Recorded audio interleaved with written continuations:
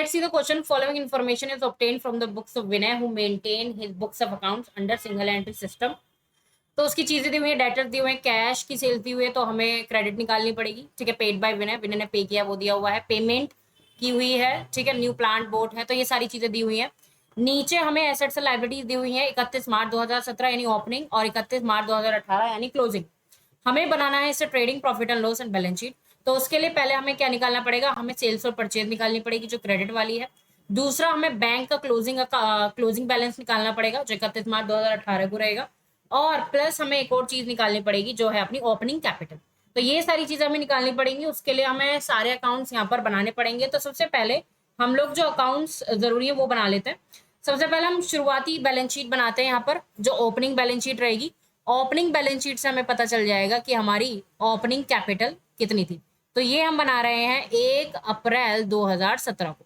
ठीक है, तो क्या क्या चीजें दी हुई है, प्लांट दिया हुआ है।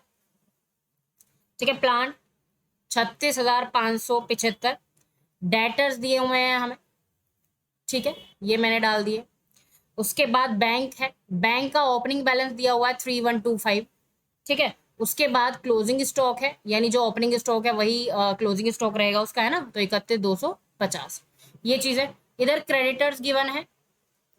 ठीक है, क्रेडिटर्स गिवन है इतने 12,625।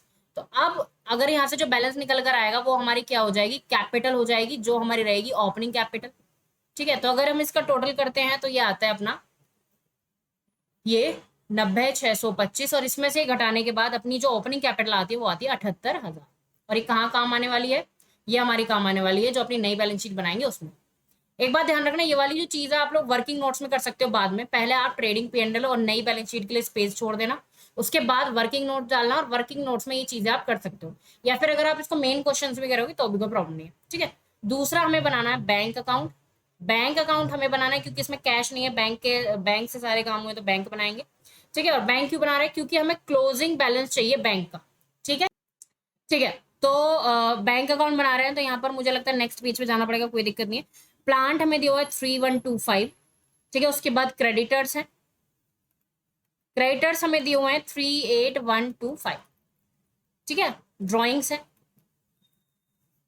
तो ये वो होते हैं जो हमारे बिजनेस से जा चुका है पैसा। तो सारी चीजें बैंक के थ्रू हुई है, इसलिए बैंक अकाउंट हम लोग बना रहे हैं, है ना, वरना हम लोग कैश होता तो कैश बना लेते। ठीक है, सो ये सारे खर्चे हुए हैं और हमने प्लांट वगैरह खरीदा है। ठीक है, तो ये आ जाएगा 33,625। ठीक है, वेजेस इतनी है, एक बार चेक कर लेते हैं। वेजेस, हाँ, 33,625 है। ठीक है, सैलरी कितनी है, सैलरीज है 5625, न्यू प्लांट बोट है 7500, पेमेंट ड्यूरिंग द 3125। अच्छा अच्छा, ठीक है, सो अब ये हो गया। उसके बाद हमने इंटरेस्ट दिया है, यहाँ पर लिख लेंगे इंटरेस्ट 375।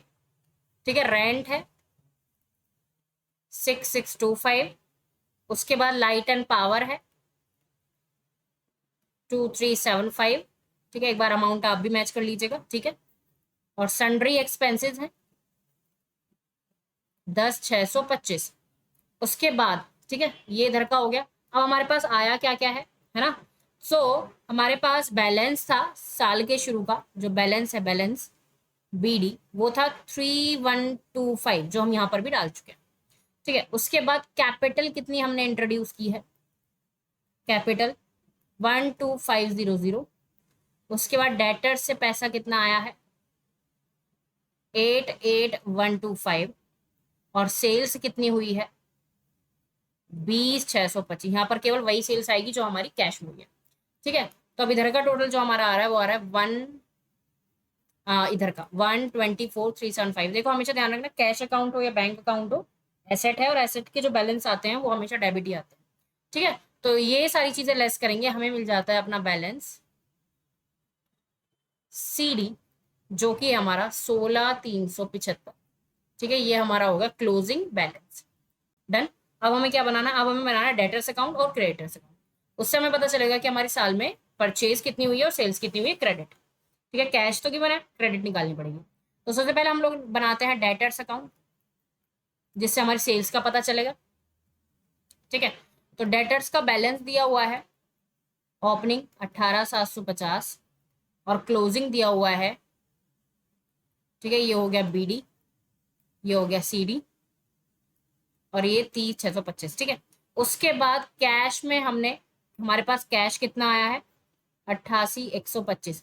तो इसका मतलब हमने सेल्स कितनी की होगी, तो बैलेंसिंग फिगर होगी हमारी सेल्स, और ये होगी हमारी, हाँ, ये दोनों टोटल करके इसमें से लेस करेंगे तो हमारे पास आ जाएगा 1 लाख। तो हमारी जो सेल्स हुई है क्रेडिट वाली, वो हमारी 1 लाख। कैश तो हमें दी हुई है, हमने यह निकाल ली क्या, क्रेडिट वाली।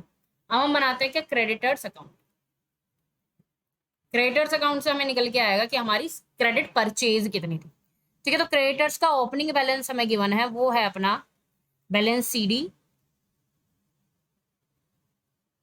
12,625, ठीक है, 12,625। हमारा BD होता है, ओपनिंग बैलेंस जो रहेगा BD रहेगा, और जो क्लोजिंग रहेगा वो CD रहेगा।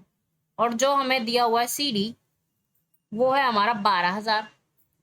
हमने जो पेमेंट करी है इनको कैश, वो करिए 38,125। ये आप बैंक भी लेके चलना, आप इसको कैश मत लिखो, आप इसको बैंक लिखो, क्योंकि हमने क्या किया, बैंक अकाउंट बनाया। अरे ये भी रखो, कोई नहीं, तो ये आप बैंक अकाउंट लिखो, क्योंकि हमने बैंक अकाउंट में डाला है ना ये, ठीक है।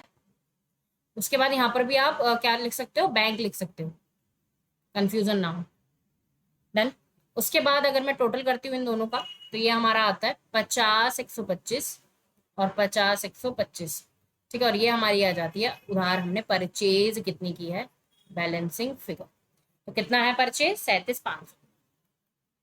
डन। तो ये हमें पता चल गया। अब हम बनाते हैं अपना क्या, ट्रेडिंग अकाउंट और P&L अकाउंट, ठीक है, नया वाला ट्रेडिंग अकाउंट और P&L अकाउंट, ठीक है। आपकी शायद DPP में एक बैलेंस शीट एक्स्ट्रा दी हुई है ट्रेडिंग के जस्ट बाद, उसको आप इग्नोर करना बच्चे, वो एक्स्ट्रा आ गई है ना। वैसे तो मैंने चेक किया था, बट फिर भी वो पता नहीं कैसे एडिटेबल नहीं हुई, ठीक है, उसको इग्नोर करना। P&L के नीचे जो बैलेंस शीट है वो सही है। तो ठीक है, आप ट्रेडिंग बनाते हैं, ट्रेडिंग में कलर चेंज कर लेते हैं थोड़ा सा। तो ये ओपनिंग स्टॉक है कितना, 31,250। हमारी जो क्रेडिट परचेजेज है वो यहाँ डाल देंगे, 37,500, ठीक है। वेजेस डाल देंगे कितनी, 33,625, ठीक है। लाइट एंड पावर डाल देंगे कितना, 2375, ठीक है।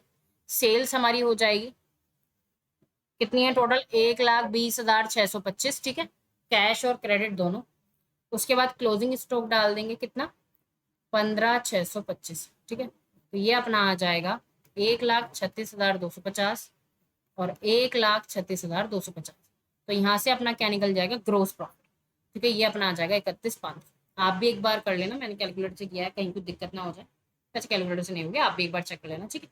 अब हम बनाते हैं अपना क्या, प्रॉफिट एंड लॉस, ठीक है, प्रॉफिट एंड लॉस। सो यहाँ पर डालेंगे ग्रोस प्रॉफिट कितना है, 31,500, ठीक है। Salary 5,625, interest 375, rent 6,625, sundry expenses, sundry expenses 10,625, ठीक है। Depreciation on plant, depreciation on plant 4,050, 4,050, ठीक है। तो इधर का तो अपना और कुछ है ही नहीं इनकम, 31,500, 31,500, 31,500 में से लेस करेंगे तो हमारा मिलेगा हमें नेट प्रॉफिट। थोड़ा राइटिंग पे ध्यान मत देना बच्चे, थोड़ा पेन टैब में प्रॉब्लम हो रही है, ठीक है। तो ये अपना आ जाएगा नेट प्रॉफिट 4,202। डन। अब क्या बनाएंगे अपना, हम अपना बैलेंस शीट बनाएंगे, बैलेंस शीट बनाएंगे 31 मार्च 2018। डन, ठीक है। तो इसमें कैपिटल है अपनी 78,000, ठीक है, ओपनिंग कैपिटल, माइनस ड्रॉइंग्स 7,500, ठीक है, प्लस एडिशनल कैपिटल 12,500, और प्लस नेट प्रॉफिट 4,200। तो ये टोटल कैपिटल अपनी आ जाती है 87,200, ठीक है। क्रेडिटर्स हैं अपने 12,000, ठीक है, ओके। इधर हमारा प्लांट है कितना, 36,575 डेप्रिसिएशन लगाने के बाद। डेटर्स है 30,625। बैंक बैलेंस है 16,375 जो क्लोजिंग बैलेंस निकल कर आया है, और क्लोजिंग स्टॉक है 15,625, और ये टोटल करने के बाद आपका आ जाता है,